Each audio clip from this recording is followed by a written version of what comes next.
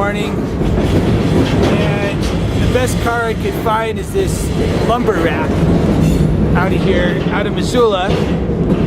Right here you've got the tanker refill facility. These tankers connect a pipeline from Missoula to Thompson Falls. Hopefully I can switch to a better ride when it gets light. This is definitely something that's going to be very visible once it gets light. Alright, it's about 3 hours later, about sunrise here. And no stop, so I'm out here, I'm kind of exposed on this lumber rack. But what's interesting, there's got to be, there's huge forest fires in the region. You can see the smoke. It smells like smoke. I'm not sure how close that I'm going to get to the fire, but I mean, it's got to be, I can smell thick smoke from here.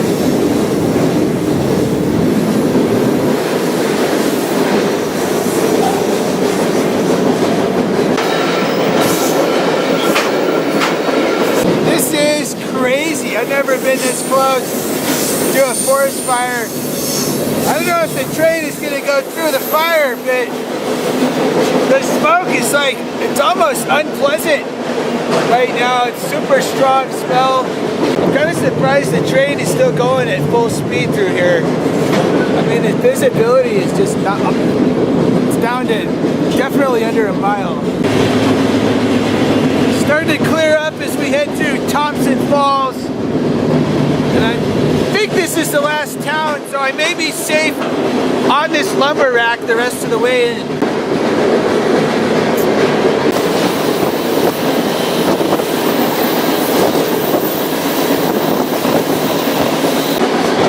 Doesn't get better than this. Does not get better.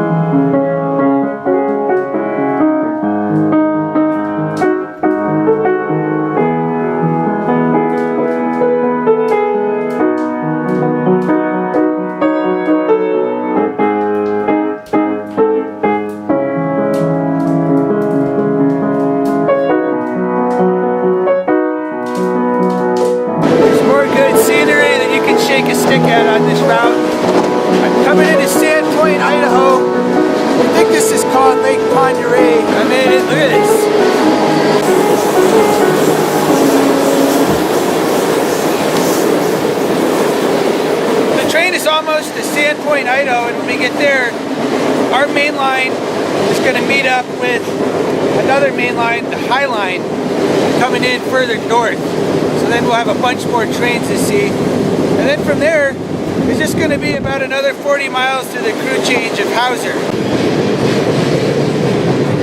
Alright, this is the High Line coming in here from further north, going to Whitefish. All the tracks join up right here in Sandpoint. Freaking train never stopped, so I'm just sitting out here in the open, hoping nobody in any of this building sees me. But it's summer recreation season out here. Hopefully they'll be understanding. Got the crew office here, the Amtrak station. The best part is coming right up. Quaint little town of Sandpoint. Nice marina, got everything you need here for summer recreation.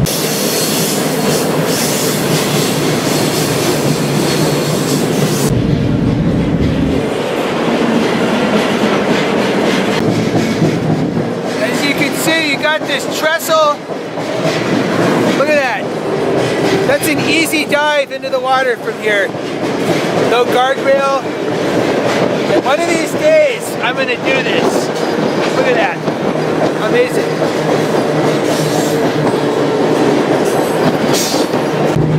The next time I ride this route, I gotta jump into that water. It looks so refreshing.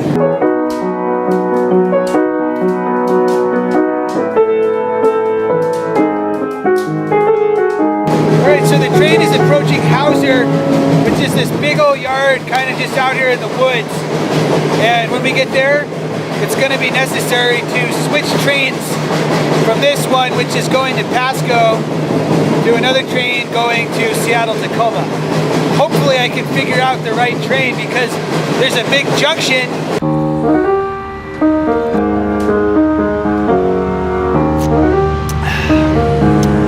Alright, just safely got off the train in Hauser, Idaho.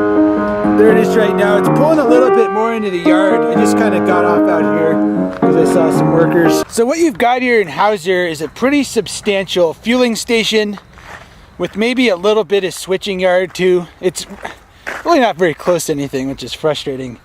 It's by Rathdrum, Idaho. And it's maybe, that's a tiny town. And it's got some kind of county road level road coming in, but it used to be in Spokane, and that's a lot better because that's a big city. So out here, I mean, there's not any beer or supplies for a several mile walk. So basically the situation here is you've got this junction coming up. It's in Spokane. I think it's called Lata Junction or something like that. And at that junction, trains are either going to go Pasco/Portland or Wenatchee/Seattle-Tacoma. And figuring out which one is going to go to Wenatchee could be a bit of a challenge. As far as that junction goes, it's a lot easier to definitely go Pasco than it is to go Wenatchee. All Montana Rail Link, BNSF, GM trains, they all go to Pasco, as well as all coal and all grain. So that's a bunch of trains right there that guaranteed go that direction. Some intermodal also goes to Portland and Seattle. Basically, it's going to have to be some kind of an intermodal train. So, the Port of Seattle and Port of Tacoma, you've got Hanjin, China Shipping, Hyundai, Costco. There's a couple other ones. Portland does not have Hyundai, but it's got Hanjin, and I think it's got a few of the other ones.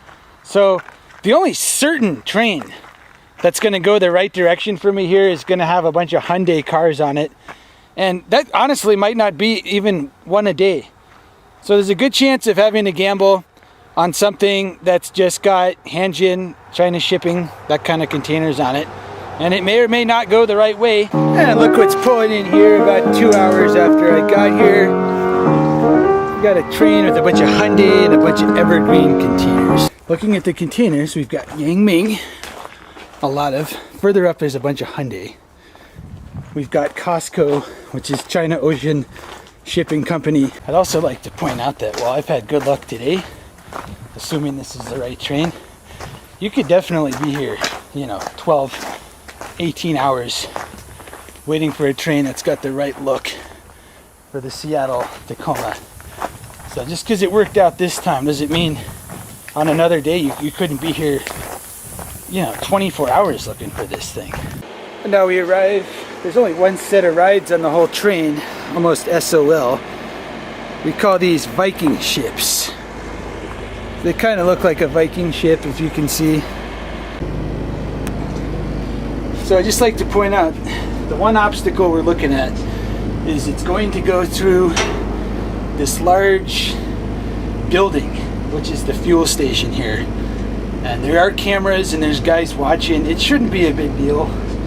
Alright, so the engines on this train right now are at the fuel station. And the thing about this fuel station is that it's like a huge barn, a big metal barn building, and it's enclosed. So there's a chance of some surveillance with cameras and stuff going through here. I've never had an issue with it in the past. It's been 8 years since I've been through here. Alright, so we're about to go through the big fuel station.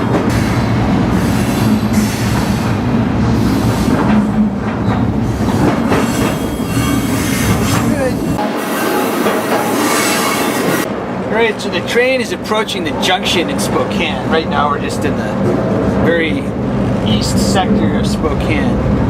And I'd just like to point out, when you're gambling, whether it be at the casino or on a train, I've always found that my luck improves. I drink more beer.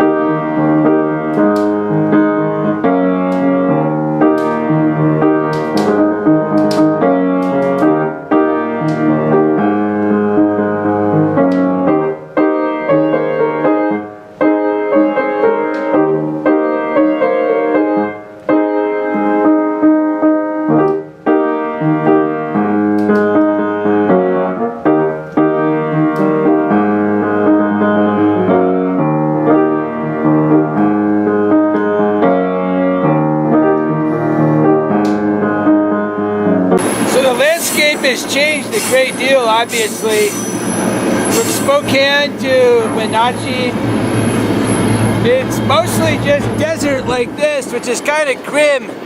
It's super hot. There's not any water. This is the kind of place where you could have an actual real problem if somehow you got stranded off the train. There's rattlesnakes. There's zero moisture ever in this region.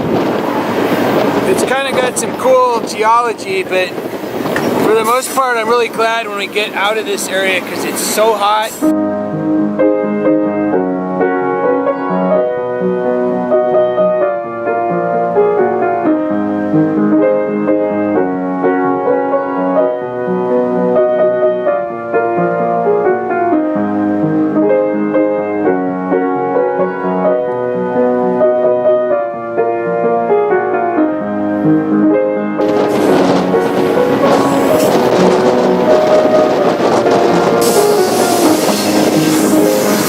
I'm not going to complain about this.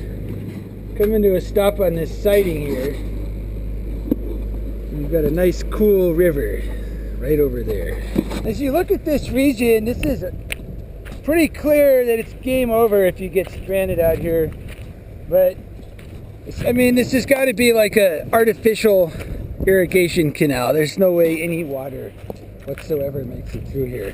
Definitely not the kind of place to take lightly. There's rattlesnakes. So I definitely say my hunch about the direction this train is going was correct. We got the Hyundai cars, and you can see the rest of the look of this train, and it turned out to be correct. This is the Wenatchee route. That is super refreshing. Gotta be positive that the train doesn't start moving. It's not a fact that because we stopped on a siding that means we're waiting for another train. That is not a fact. This train can start moving at any second.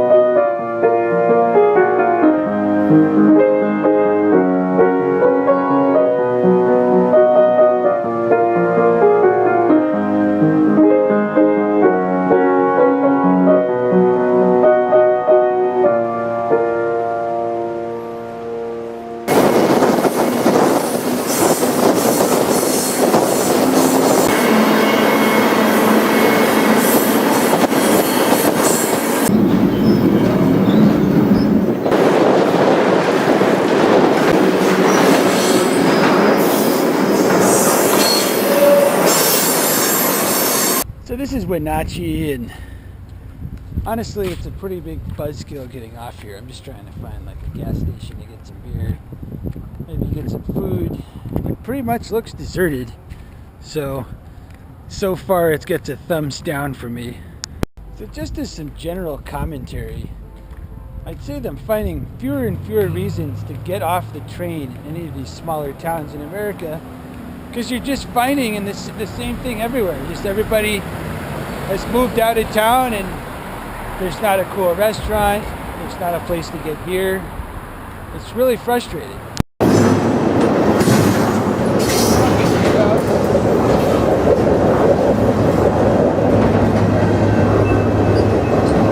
Alright, leaving Wenatchee, the next stretch is probably the most scenic of the whole trip, going up over the Cascade Range.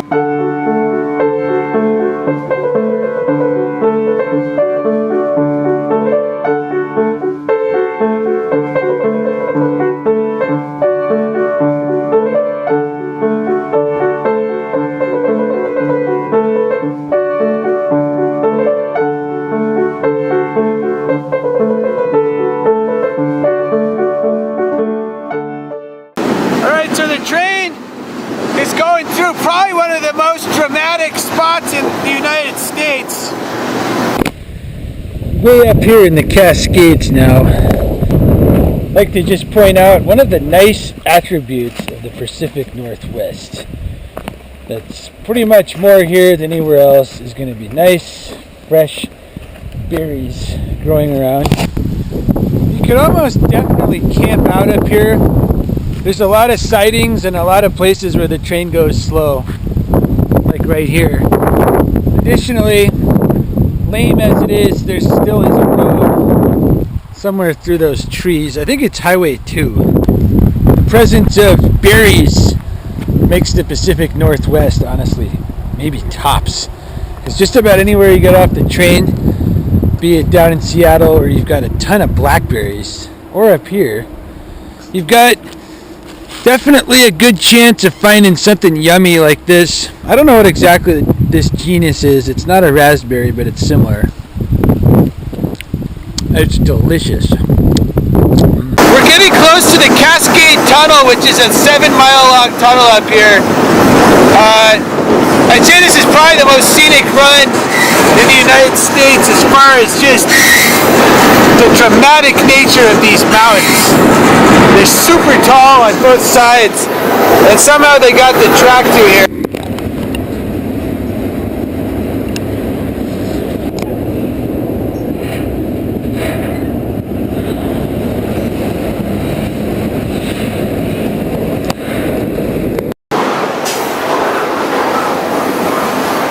Cascade Tunnel right there, 7 miles long.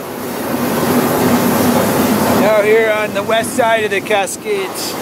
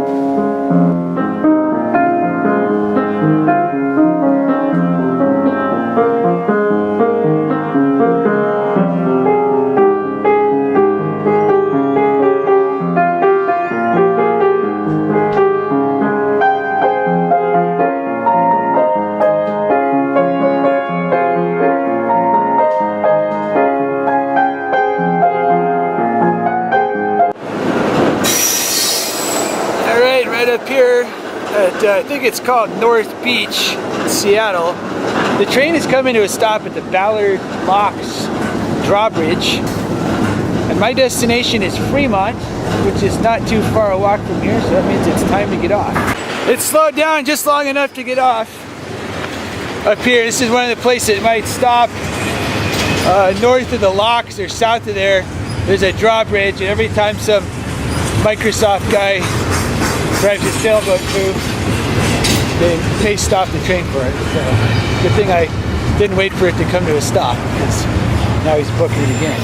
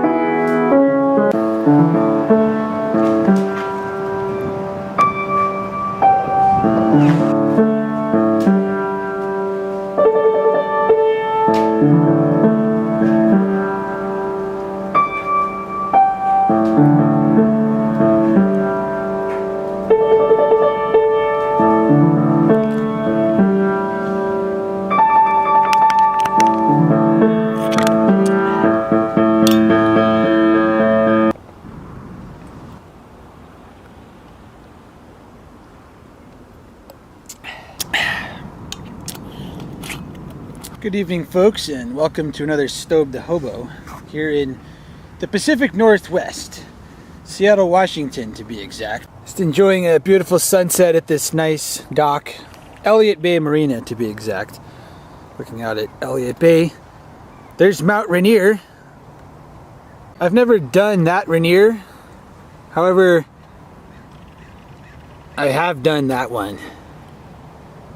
So anyway, I've just been here enjoying the nice, pleasant temperatures of the Northwest. It's like about 80 degrees here. Looking at all the beautiful sights. It could be the most scenic city in the entire country, if you ask me. You got this dock. You got this guy sailing out here. That looks like a lot of fun. But what really makes this place interesting, to be exact, I would say, would be that the train yard is just right over there. Between us and that AAA building, you got trains pulling through, stopping, going south. So it's late August and things are kind of cooling down here. So earlier in the summer during the extreme heat, obviously I was going through a lot of beer, but once we get into this nice, 65, 70 degrees, it's kind of time to switch to wine. So that's what we're going to be probably drinking for the next leg of the trip. $6 for this jug. And honestly, I mean, it does the same thing any other wine does. So, no snobbery on Stobe the Hobo. Those are seals. It's kind of hard to see from here. Obviously, I can't get into the dock. I'm just a guy drinking wine on the grass nearby. Sitting here by this marina with all these expensive sailboats and important guys driving past in Mercedes. Feeling a little bit more elegant. Also got some salami and some cheese and a baguette to make this experience truly luxurious. Like the owner of this mega yacht, I plan to travel comfortably, in style, and with ample tasty hors d'oeuvres and other stuff. The plan is as follows. Goal number 1, depart this marina and walk over to the train yard, where I will board the first train going south to Portland. At that point, I will meet with my accomplice, Wingman, the other member of KFC. From there, we will depart Portland on another train heading east, hopefully as far as Whitefish, Montana. And there, I will be close enough to my destination of Missoula, Montana. Goal number 2, remain mentally unencumbered with concepts such as day job, income, real life, boredom, dumb people, stupid things, cars. Goal number 3, maintain an adequate level of alcohol in my system at all times so that I am not forced to think about lofty topics such as why the world appears to really be going in the wrong direction right now.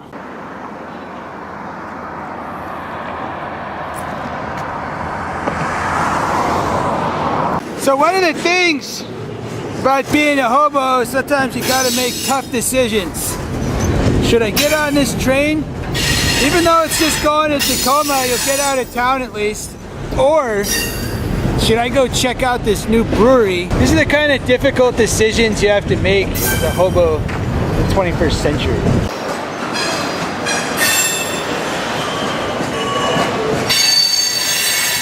2016, there's a lot of grim stuff going on in the world, but the fact that this brewery opened where you can get this beer right by where trains are going slow, maybe things are not as grim as I thought. This is the Transfiguration Saison. I may be here a while. Just at about sunup, we've got this southbound pulling in nice and slow, and I need to move. I need to get on it because he's just waiting for the sounder to pass, I think. The sounder is the commuter train. So I gotta run down to that ride right there. Well, typical problem you're gonna run into in the Northwest. You've got this hipster, like Amazon.com freaking data center, or I don't know what it is, dude. But it's in here, and it's tinted. Naturally it has tinted windows so that the sunlight can't get in and bleach any of their beards.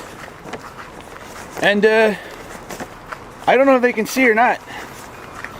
So it's kind of a little, really hoping this would come in the dark. I always say just get on the train and ask questions later. Fortunately, we've got this ride right here. It's not the best ride. It's time to go. Wow. This sucks. Look at these freaking huge holes here. Oh well. It's just gonna have to do. Stobe the Hobo out of Seattle, I'm hoping. So the train's gonna have to go through the whole waterfront and kind of be in sight for a little bit. But it's super early in the morning, so I'm not too worried about it.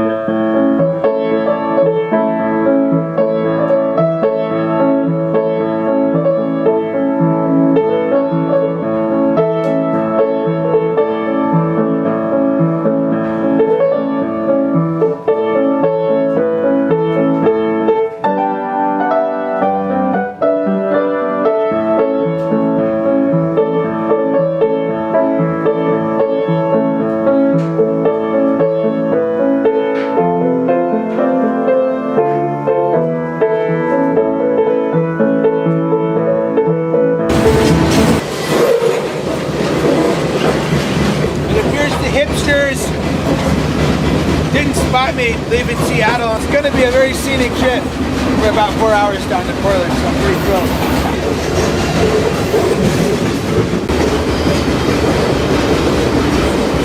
So one of the annoyances about this particular area between Seattle and Tacoma is you've got commuter hour, which means that this train is just going to stop all the time to let the Sounder train and the Amtrak Cascades, just there's like one of those every hour. Look at this guy's right here, like glued to the deck of this rail car. Passing through Auburn right now. There's the track to Stampede Pass. It's supposed to be a really cool route. Not good. The train is pulling off the mains into this yard. Way off the main track. Do not want this to happen. Wanted to just blaze through, go south all the way to Vancouver, but major bad news here down in Auburn. The train, according to an anonymous source, the train is dead ending in Tacoma, and that just doesn't work. We're stopped here. They're messing around with it. So this is definitely major lame, I would say. BNSF at times definitely is more FNBS, but fortunately, due to the fact that I still have my hors d'oeuvres and my wine, this is not terribly unpleasant here. Maybe a train will come through this station slow, I don't know.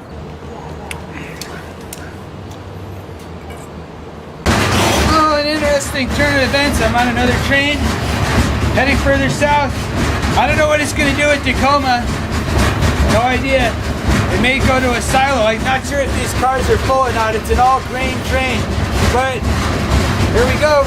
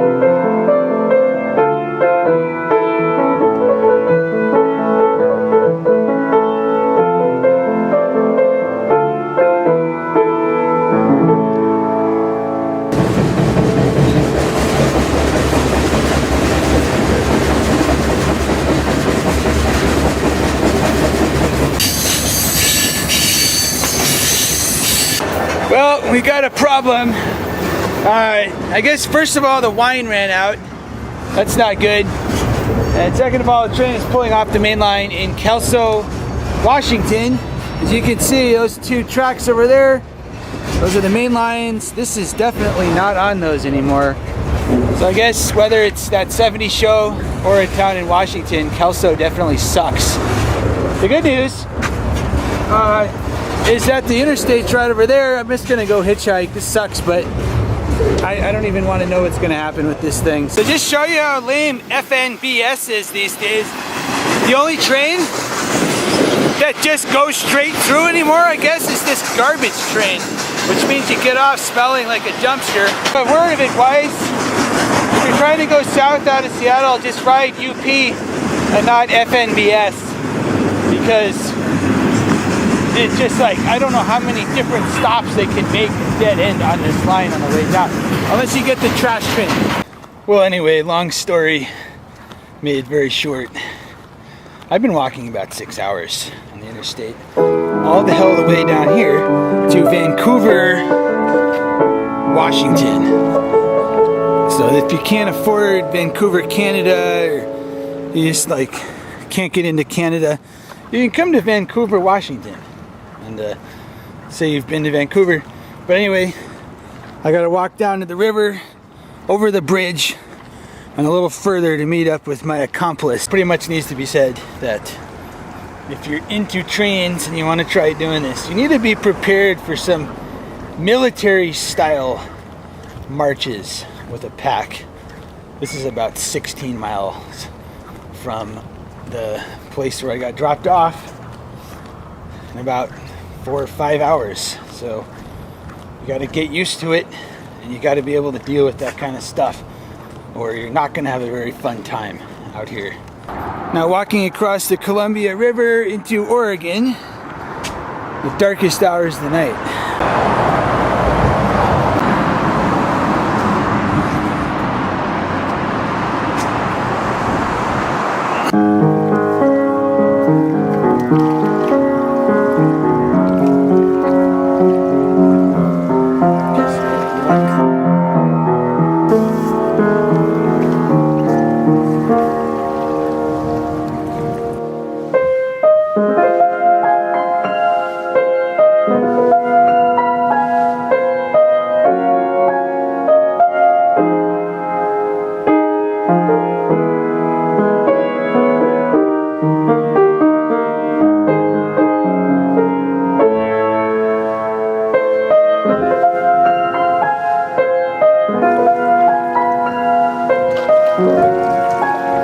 Ducks like cheese, apparently.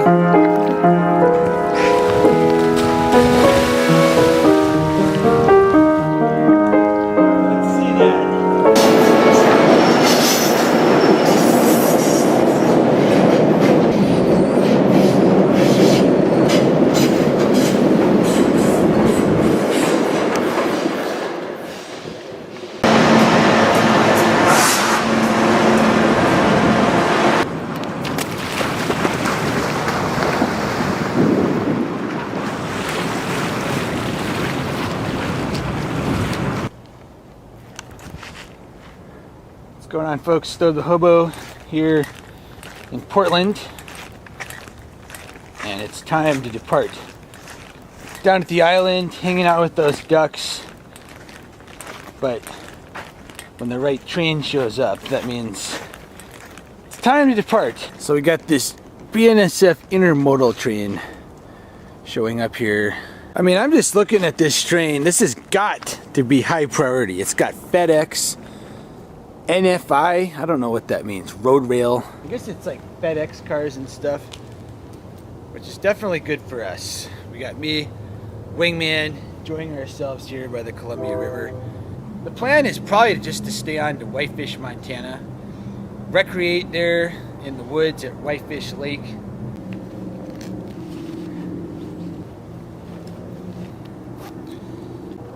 So as far as alcohol supplies, we just got this box of wine, and you're saying that that's, let me see this. Well, that'll last till maybe tomorrow at the earliest hours. I think we'll just enjoy the rest of it tonight. So we're going to be going through the Columbia River Gorge, and unfortunately it's probably mostly going to be during the dark. Right now it's about dusk, like 8 p.m. or something. But in the morning we'll be arriving in western Montana, which should be pretty awesome. Stobe the Hobo, Wingman, and Stobe out of here on this high priority FedEx train. About to go over the Columbia River. Crossing the massive Columbia River here. It's about a mile wide at this point.